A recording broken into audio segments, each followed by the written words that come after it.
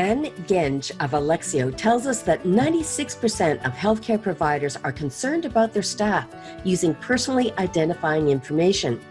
But many healthcare providers and business owners don't know what to do about it.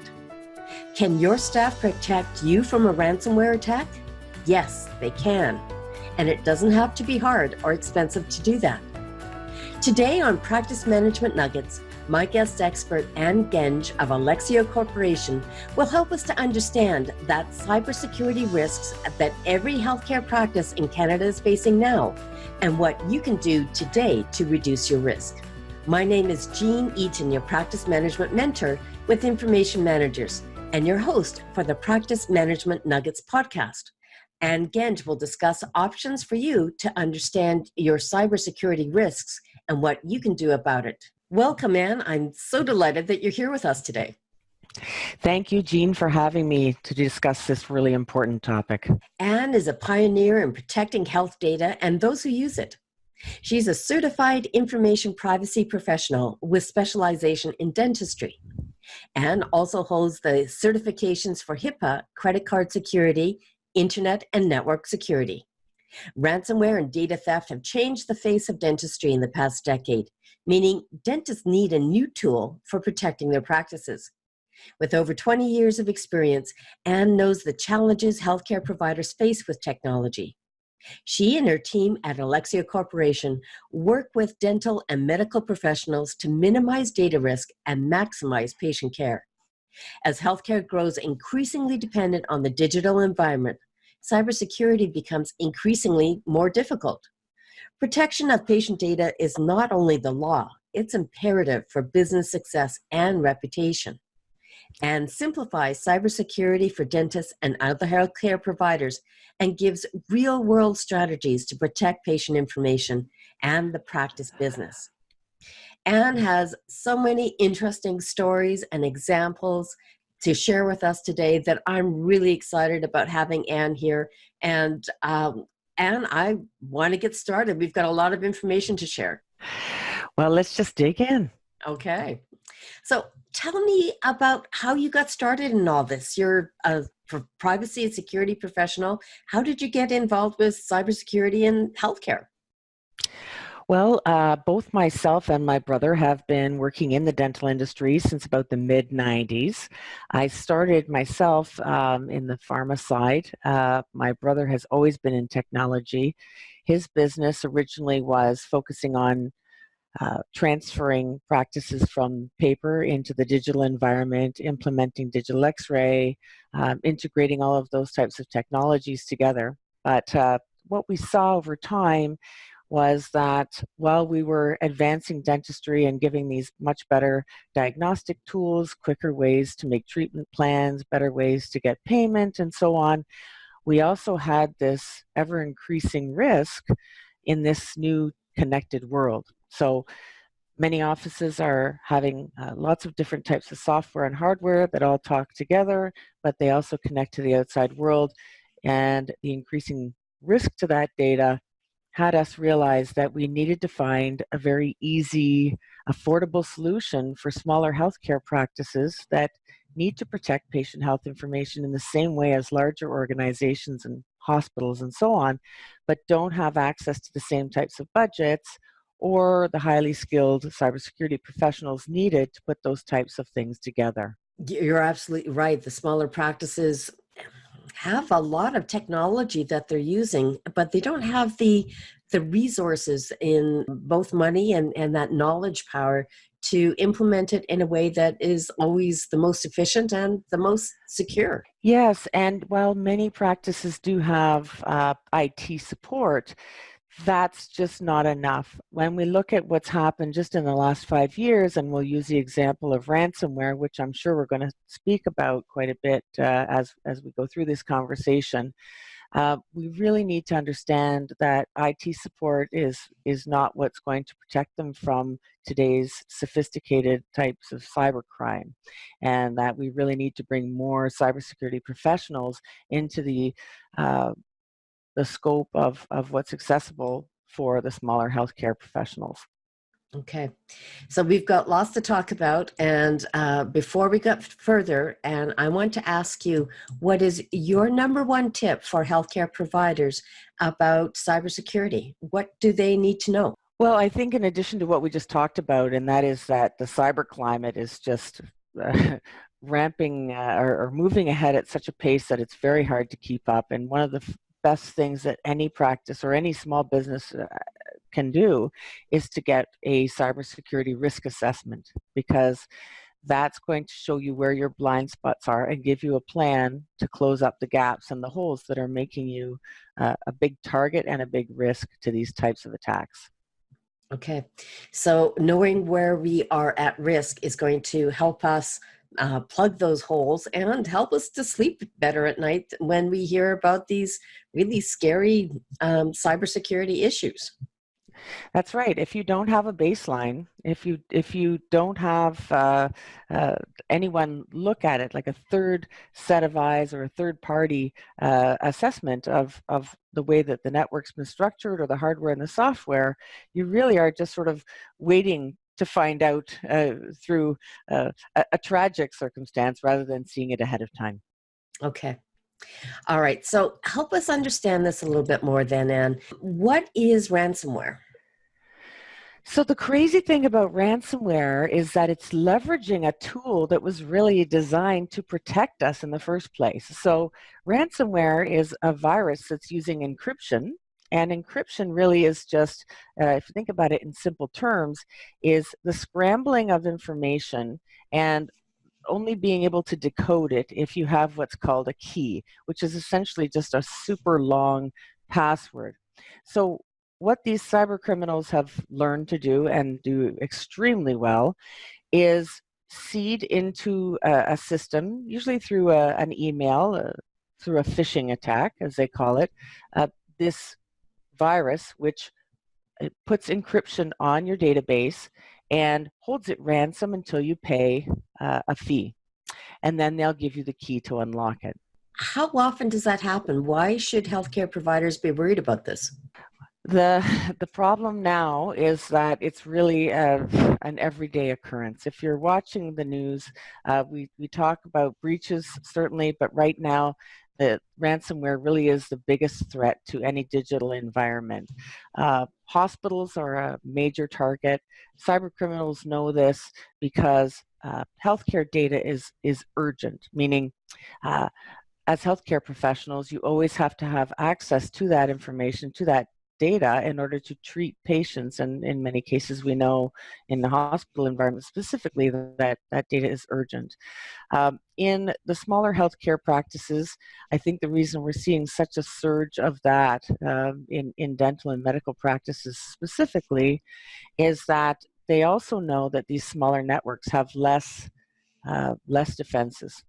They don't have the same type of security tools in place, or again, the same types of security professionals putting together programs to lock those databases down. And they know that cybersecurity awareness is very low amongst healthcare professionals. And so they're attacking these smaller practices. And really what we saw 4 years ago when I first started consulting about ransomware, we did our first case together with the Canadian Dental Association. A dentist had written in that he ended up having to pay the ransom because his backup was not configured properly.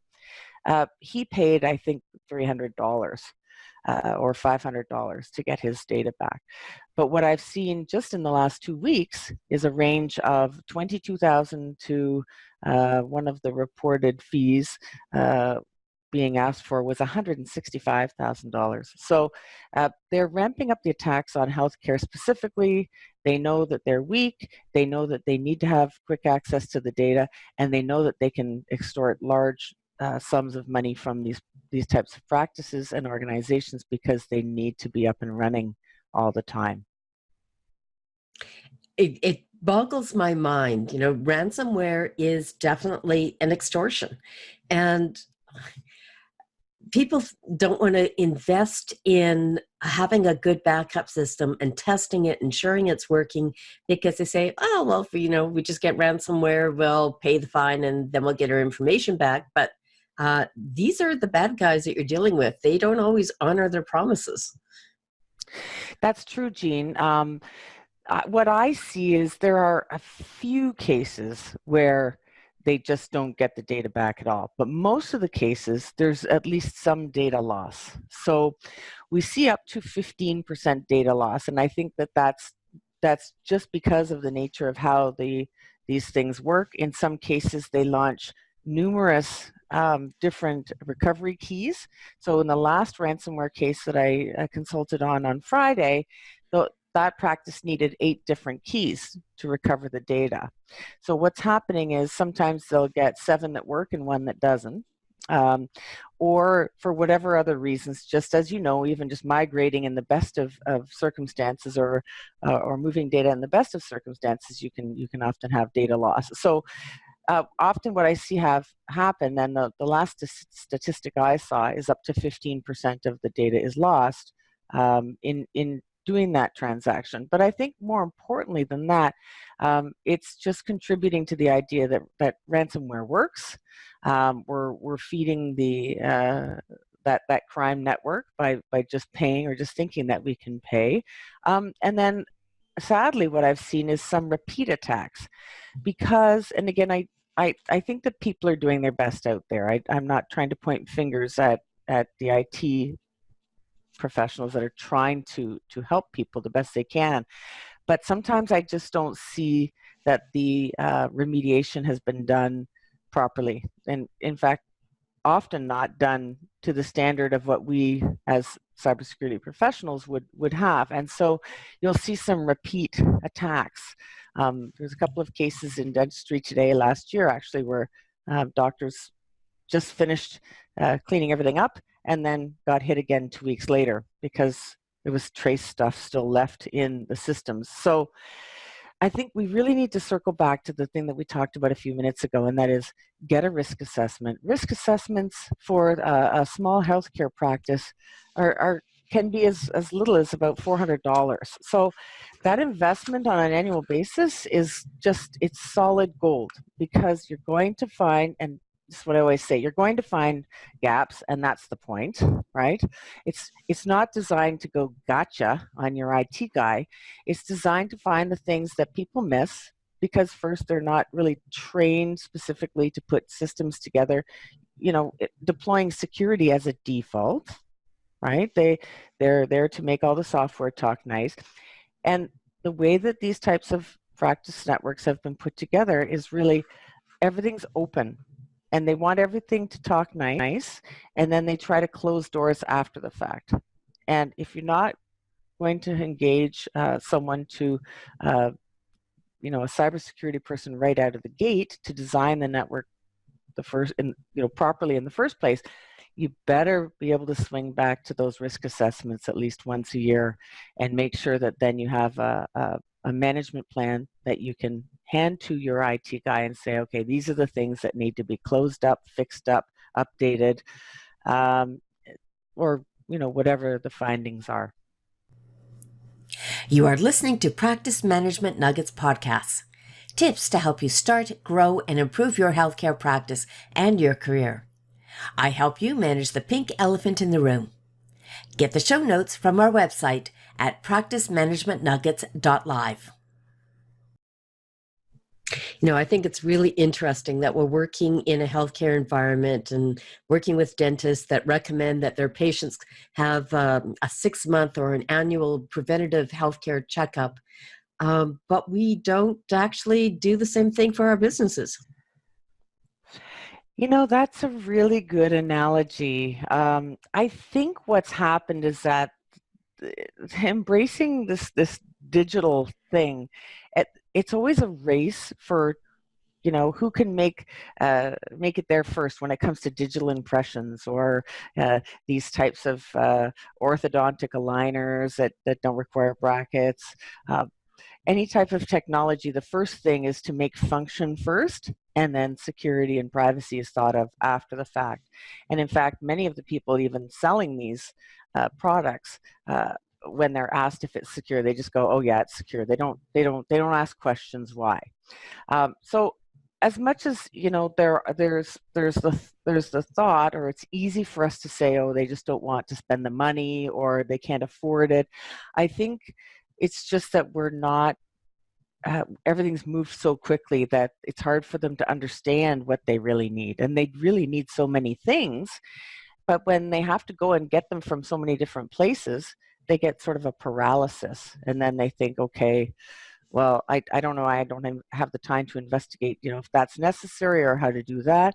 And then the second thing I see happen too is sort of this parking of trust. I always talk about this parking of trust, which I stole that phrase from somebody else in the dental world, but it really is true. They think their IT takes care of that. They think anything to do with software or computers, oh, they've got that. I even hear it when we did some research about just basically asking healthcare clinics who their privacy officer was, and they said, "Oh, well, I don't know. Oh, my IT guy does that." So, and that would be one that you can probably relate to, I'm sure. But I think without having any evidence, that's the thing. They think that they've got something taken care of until the day that they realize that they don't. And you mentioned about not testing backups. This is the biggest. In my mind, in what I know, there's zero reason that any smaller healthcare practice should have these massive data losses. That's absolutely zero reason. And I can say that confidently because I have a rock solid disaster plan for my clients. And it involves 3 different types of backups in as many as 3 different locations, but we don't lose data. And the reason why is we put all those layers in place, but we consistently test them. We run fire drills to make sure that that data is good. And I think people still think as long as there's a backup drive connected to the computer and a piece of software said backup was successful, that then they've got their get out of jail free card. And they've never tested that data to see if it's actually recoverable or not. And I so enjoyed talking with you. We talk the same language. That's great. So I totally agree with you about backup, that you need to have it. You need to have it complete. You need to have it tested. You need to have it. And there's 3 venues or 3 degrees of failure. Tell me something about backups. I deal with a lot of practices who think that all of their patient records are in the EMR. That's the only thing they need to back up. They don't need to back up anything else in their practice. What would be your response? Well, I can relate to 2 cases that I got called about last week, and sadly, my business is wildly successful because of other people's tragedy. I don't like to have to tell these stories, but I do have to tell these stories. And in both of those cases, they did have backup with their practice management software company, which is great because one of them actually had accessibility in the cloud. But what they did not know is that they did not have their x-rays backed up. Mm-hmm.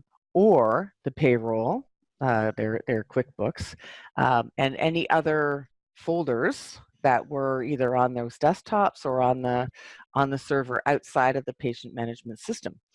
So one of them got some of their x-rays back. The other has got none, except for what they are scrambling to receive through either x-rays they sent or that were taken at specialists that they're getting them to send back. So that's an excellent example. Again, there's an example of not fully evaluating, because if they'd had a risk assessment, that would have been caught. That's the first thing. One of the first things we look at is, what's your disaster recovery plan? Where does each piece of data live?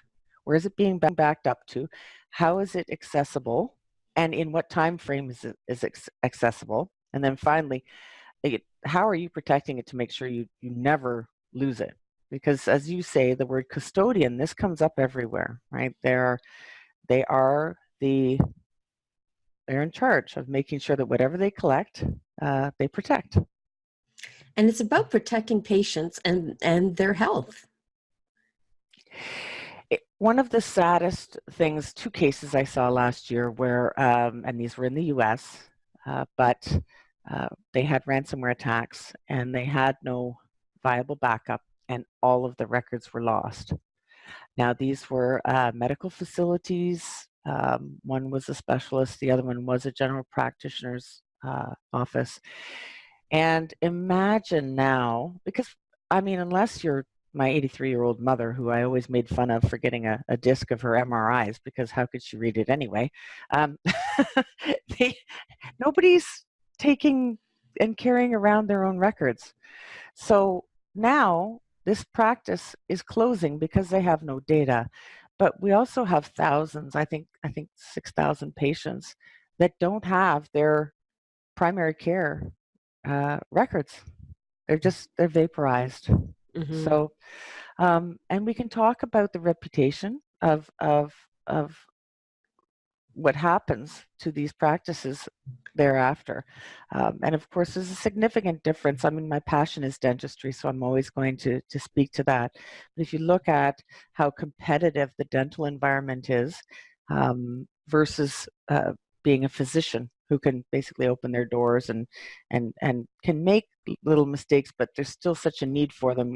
Their waiting room's always full. Whereas dentistry is much more competitive. So if they have a breach, if they have a ransomware, if they have a little hiccup that gives them a slight disadvantage, they lose a certain percentage of their patients, their business is, that's a very difficult thing to survive. And would you speak to the point about why should a business back up all of the records instead of just 50% of the records? Why should a healthcare business, back up all of the other business records that are outside of the practice management or electronic medical record? Why do they need to care about those documents too? Well, if you think about it, if you're an employee of the practice, you have employee data there, you have financial information.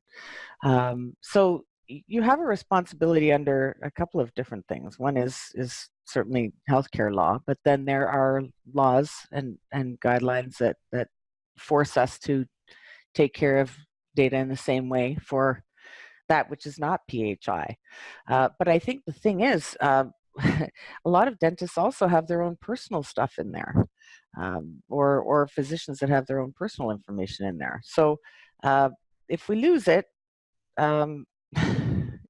even things like our family photos, it's devastating regardless. And what is funny to me is that I still think that people think it costs thousands of dollars to protect it, and that's just not the case. I have many smaller practices that can protect not just the PHI but all of their data with extraordinary backup. For some of them are less than $400 a month.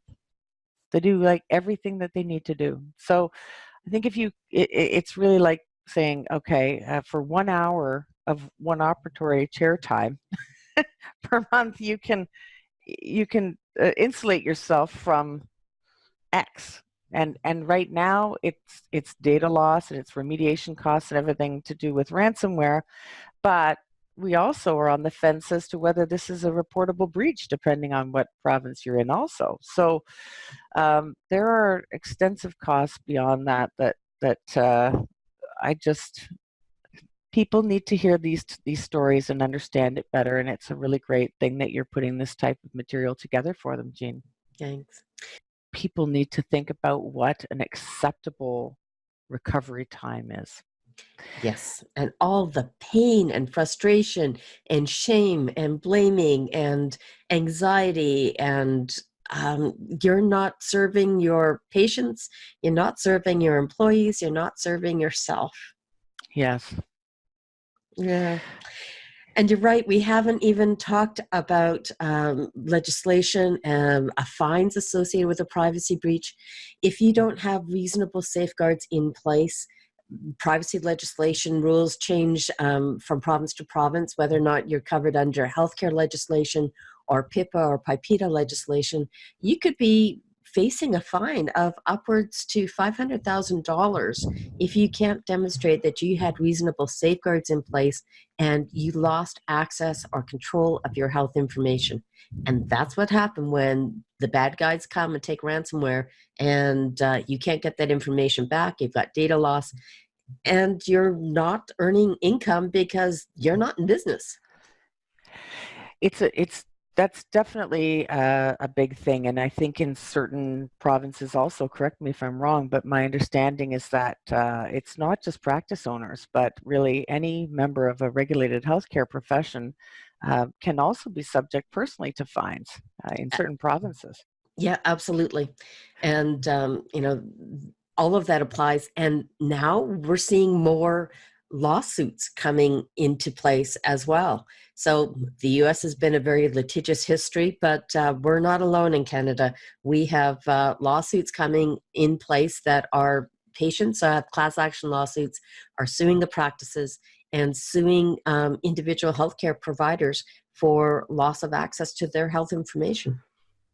That's right, and it reminds me of an area that you focus on more, really, Jean, and that is that idea of also making sure that you have all of your policies, procedures in place, and training, and have your staff sign off on that, because as I understand it, at, from my perspective, I want them to all do that, because I know that when we create clarity and rules, people behave better with data and they understand it better. It's not that they don't want to, but they need to be reminded of what those rules are and have clarity about that.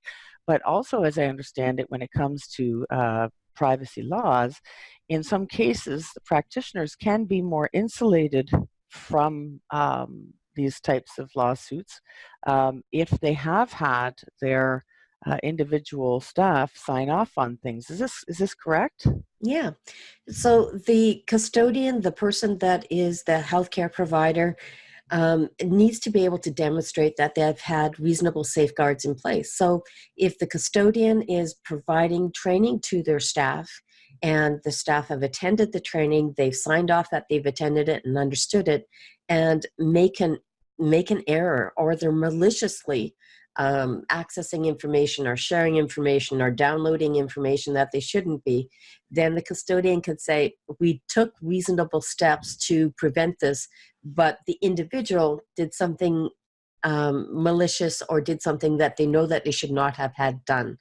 Yeah. So it helps to protect the custodian, that business owner, to say, we did all that we could, but we can't prevent everything. This was an individual's action that caused this problem. Right. And I've seen this. I've seen, and I've seen it even in practices where they've had good rules, where somebody, for example, this happens more often than it should, and that is that I'll see that our software will keep shutting something down, and I'll be like, why is that? Why is Mary continually clicking on this? And the software. The intrusion detection and prevention software will shut it down, but she will continually click because she's determined to open whatever that attachment is, right? So and these are the crazy, silly mistakes that land people. And in the cases of my clients, they have heavy duty protections there. But and so those systems are still protected, but I'm able to see the behavior. And despite something hanging on the wall, right? They might have one little thing hanging on the wall, but they haven't gone through a formal process of creating those policies. To which I say, and I mean, you're much more of a pro at this part of it than I am, because I don't live into the privacy legislation stuff as much anymore. But I do believe that when people behave contrary to those policies, I do believe termination should be a repercussion because of everything that's on the line now. Ransomware, for sure, I said that's the biggest danger, but even breaches. We have the Canadian Dental Association did a few presentations back at the beginning of the year outlining the costs, basic costs of a breach. And even for a small dental practice, we're looking at $200,000 to $400,000. And this means that some of these practices would literally go out of business because one individual decided to go rogue. She wanted that free recipe from the online, whatever. And it's that's how easy it is. That's what's so scary, Jean, right? Is that's how easy it is. It's one person being silly or unaware and clicking on just one thing, one click. Absolutely. It doesn't need to take a lot, and it is preventable. So can you tell us some more about how can your staff prevent ransomware? So I have done a ton of presentations on phishing, but despite that, we still need to have the conversation. And I think phishing, spelled P-H-I-S-H-I-N-G, people hear this, it's a little bit of a difficult term to understand, I think, in some ways, but essentially this is how you're going to be tricked. Now, a phishing email comes to you. We have over 8 billion breached email addresses that are for sale or showing up on the dark web. So the chances of you getting phishing email are very, very high. Most of us do get them. And a phishing email has a couple of things in it. One is either a link to something that's bad or an attachment that's bad. This is the typical scenario, high percentage of the time.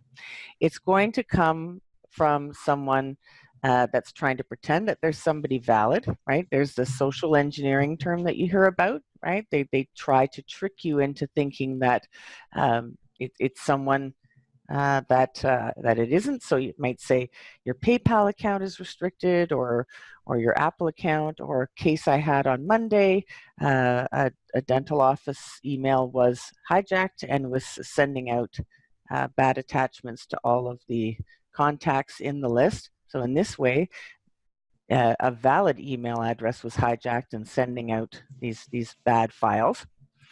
And so awareness around that. Nowadays, people say I'm paranoid, but I really say look at every single email as if it's bad until you vet it and prove it otherwise. So anything with a link and anything with an attachment, you have to be really, you have to highly scrutinize that. There are ways that you can design your email service that have a lot of security filtering in them, so that most of the time, or high percent of the time, these sort of nefarious emails will show in the junk box or won't even make it to either the junk box or the inbox, which is great. But we have to look at the human element. And the last report substantiated by 3 organizations, anywhere from 90 to 92% of successful breaches are facilitated by human error. So gone are the days when we can say, if you get an email from someone you don't know, don't open it, because these bad guys are so sophisticated now and spend their entire days learning how to trick you. So ransomware prevention really starts with understanding first what it is and what's going to happen to you, which we did. We said it's encryption used against us. They're going to charge us a large amount of money or delete our data. And this is largely going to come in through an email. There are some bad websites, or websites that have bad code in them, where you can pick it up there. But more often than not, it's going to be an attack through email. Okay.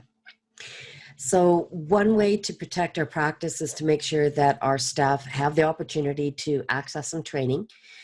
And we've got some tools that we can put into place in our computer systems. And I want to go back for just a second. And what is the difference between having a computer network IT support team to help you as opposed to a security team? Well, most of any digital practice nowadays has IT providers, and they are your everyday go-to people. They're very necessary to fix day-to-day types of things. But cybersecurity professionals have a minimum of 5 years experience before they can gain any of the top credentials in cyber, and that looks like qualifications like CISM, CISSP, and their job is not necessarily to make sure that your keyboard is working. Their job is to go in and with a really sophisticated set of software tools, deploy that in a network environment, find what those gaps are, make recommendations on how to fix those gaps, and how to monitor and maintain the security of the information on an ongoing basis. We're not so interested in whether or not someone's happy about having to use a second password. We're going to say you just have to. And our job is to make security as a default the norm now, so that offices and practices just don't have these vulnerabilities. Would it be fair to say that the IT support team are there to make sure that the workflow is efficient and that everything's talking to each other, and the security team is there to make sure that that while you're doing that, that all of that information flow and access is authorized and appropriate? Yes, and we struggle with that a little bit, right? In that one of the issues that we have specifically in dentistry, for example, is that some of the softwares actually don't allow for proper security, and so we have to find other ways. Yeah.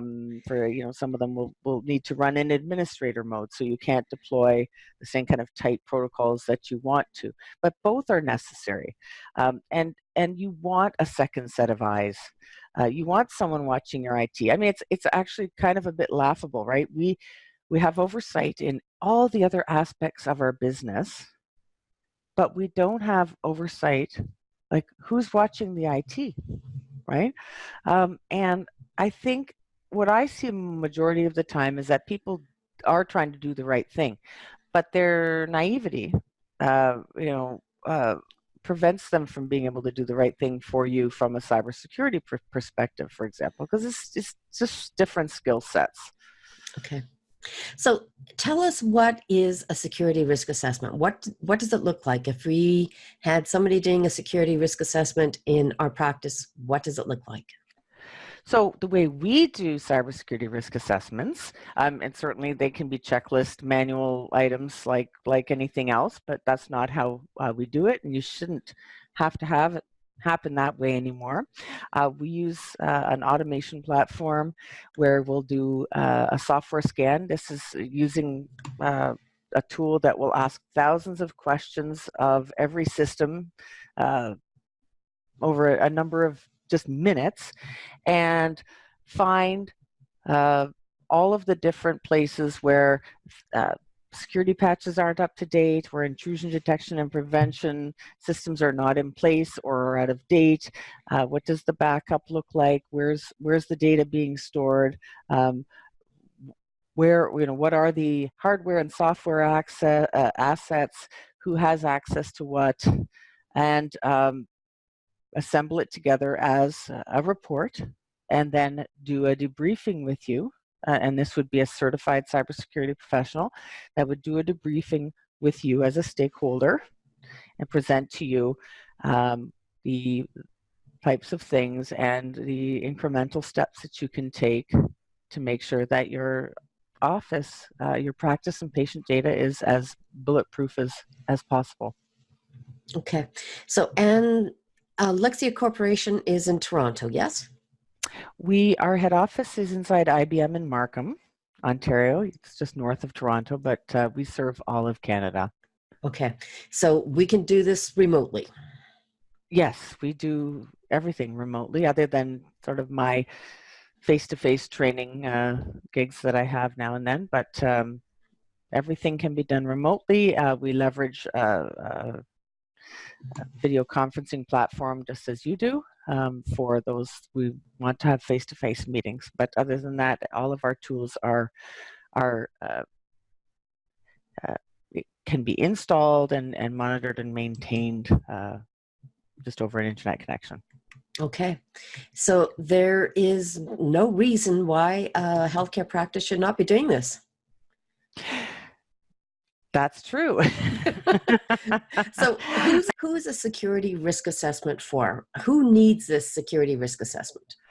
So really, again, as we said earlier, most provinces either have it as a mandatory or at least a strongly recommended item, but really anyone collecting any type of customer data, let alone patient health information, should be very interested in this type of assessment, being that the cost is so low to find out what your greatest areas of exposure are. So definitely stakeholders, that would be practice or business owners.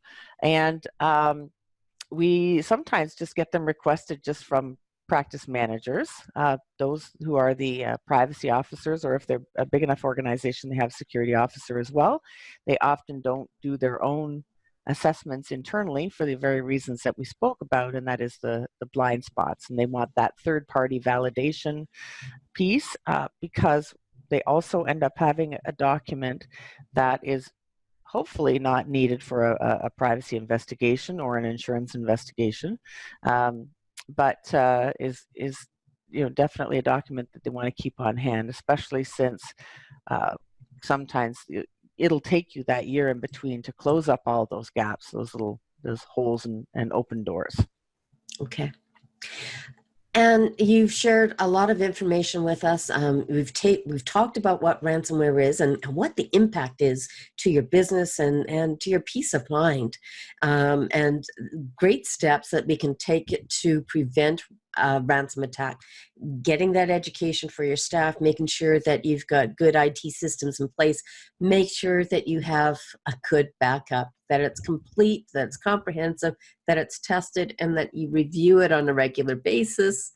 And so Alexio is a great opportunity to be able to do some security risk assessment, to be able to really get that preventative digital IT health assessment that we encourage our patients to do in healthcare on a regular basis. How do we get started with a risk assessment with Alexio? You can go directly to getalexio.com, and there's a drop-down tab under services that says security risk assessment. We do also have a self-assessment, and this is just a quick 10 questions that will help give you an idea of what your security posture is. And a lot of people will just find that handy. They'll start with that because they don't necessarily want to dig right in and have conversations directly with us at that point. Generally, I find after they do the self-assessment, they will call us anyway. And I don't charge for questions. I leave my calendar, my booking calendar is directly on our contact us section of our website. And quite often people will just book 30 minutes and tell me what their worries are, and I help them make a plan.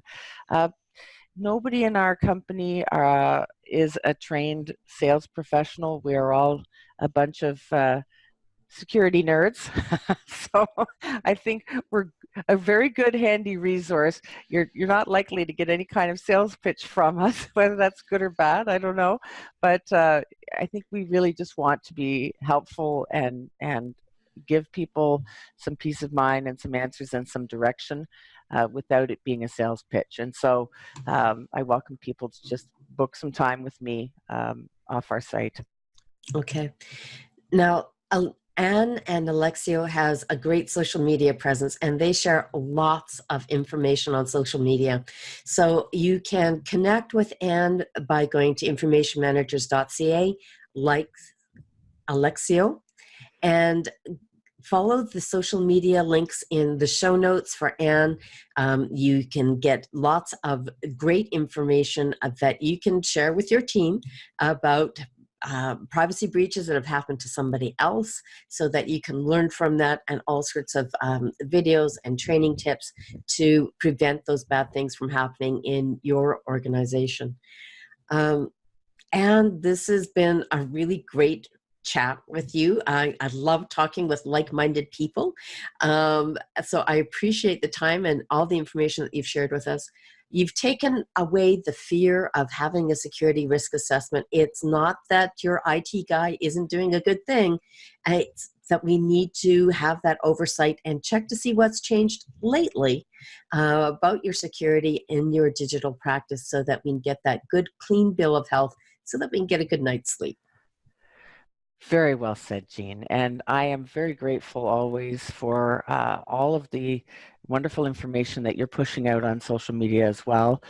You have excellent content that really can tap into any personality type. So I really encourage people to make sure that they're following what you're doing as well, because we're really covering the two ends of it. Privacy and security, they go together, but they are distinctly different things and may engage different people in our team members within our practices. And I'm honored to have you on my contact list to make sure that I've got some good nerds and security geeks to help us out. Thank you for joining me. Thank you, Jean. Did you hear something on today's podcast that you would like to go back and listen to again? Or maybe you heard something on one of our previous podcasts, but you don't remember which one, and you'd like to be able to find it quickly and easily. Well, that's easy to do now. If you heard something on this podcast that you want to revisit, go to practicemanagementnuggets.live/search and enter the keyword in the magic box. You will be brought back to the podcast at the exact spot where we talked about it. This video keyword search tool uses the new Searchy app. If you would like to know more about this, visit informationmanagers.ca/likes-searchy. That's SEARCHIE.